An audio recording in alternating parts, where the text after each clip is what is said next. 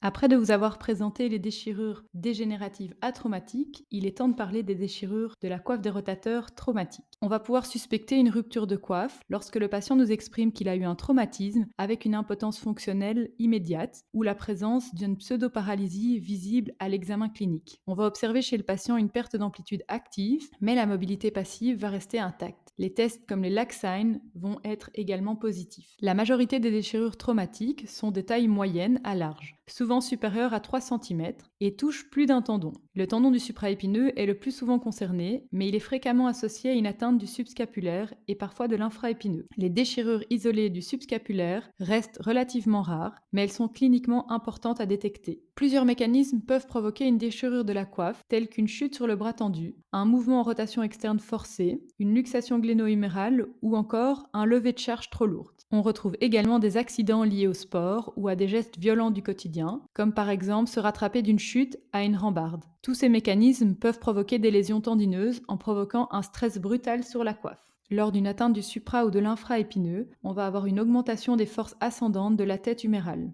En cas d'atteinte du subscapulaire, il va y avoir une augmentation des forces en rotation externe, une hyperextension gléno-humérale. Cela peut mener à des risques de luxation antérieure gléno-humérale ou des instabilités du long chef du biceps. Les symptômes apparaissent généralement de manière brutale, avec une douleur intense dès le traumatisme. Le patient ressent une faiblesse musculaire importante, ne parvient plus à lever le bras ni à effectuer des gestes simples comme mettre la main dans le dos. Les douleurs sont souvent constantes, localisées à l'avant ou sur le côté de l'épaule et sont particulièrement gênantes la nuit. Voici les 7 éléments de l'anamnèse qui doivent nous orienter vers une déchirure traumatique. Premièrement, concernant l'âge, ce seront des patients plus jeunes que dans le cas de déchirures atraumatiques dégénératives. Ce sont des patients en général de moins de 55 ans. Ils vont vous décrire un traumatisme suivi immédiatement d'une douleur intense et d'une perte de fonction. La douleur sera localisée en antérolatéral du bras, sans descendre en dessous du coude. Ils vont vous parler d'une douleur constante avec la sensation de faiblesse et d'impotence fonctionnelle.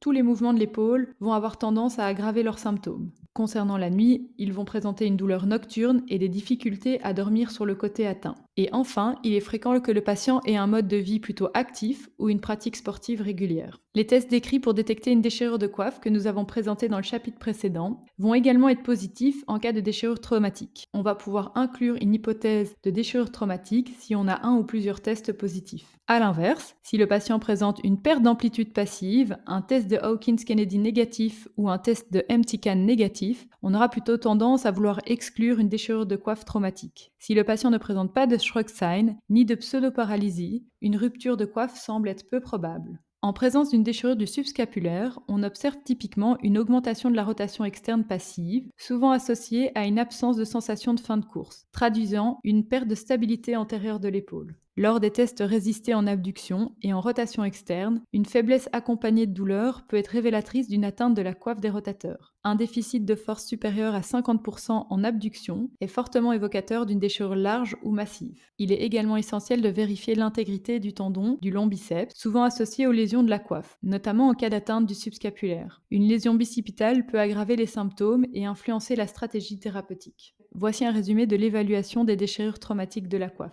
L'échographie et l'IRM sont les examens clés pour confirmer le diagnostic. Elles permettent de visualiser la taille et la localisation de la déchirure et d'évaluer les lésions associées, comme une instabilité du long biceps ou une dégénérescence musculaire. En cas de pseudoparalysie, l'imagerie permet aussi de différencier une déchirure massive d'une autre cause neurologique. Certaines situations imposent une prise en charge rapide par un orthopédiste. C'est le cas des déchirures complètes aiguës du subscapulaire, des déchirures larges ou des lésions multitendineuses. Le délai de consultation est crucial. Un renvoi dans les 2 à 4 semaines est recommandé pour optimiser les chances de récupération. Si la déchirure est plus petite, on peut envisager un traitement conservateur, mais un échec au bout de 4 à 6 semaines justifie une nouvelle orientation vers un orthopédiste. Point important concernant le subscapulaire. Il joue un rôle majeur dans la stabilité antérieure de l'articulation gléno-humérale. Il agit en synergie avec l'infraépineux pour former un couple de force transversale. Une atteinte de ce tendon, souvent associée à celle du supraépineux, peut provoquer une instabilité du long biceps. Il faut donc y prêter une attention particulière à l'examen clinique, notamment grâce aux tests spécifiques comme le belly press ou le bear hug. Les déchirures du subscapulaire ont souvent lieu en cas de déchirure massive et il y a souvent une déchirure de la partie antérieure du supraépineux qui est associée. Cela peut mener à une instabilité du long chef du biceps, associée avec des signes de symptômes en lien avec le biceps lors de l'examen. En cas de traitement conservatoire, les déchirures tendent à s'aggraver. En 2 ans, 50% d'entre elles augmentent en taille. Les déchirures larges évoluent plus vite et lorsqu'elles touchent la partie antérieure du supraépineux ou du subscapulaire, le risque de dégénérescence graisseuse est plus élevé. Ces modifications rendent la réparation plus complexe et moins efficace, d'où l'importance d'un diagnostic et d'une prise en charge précoce.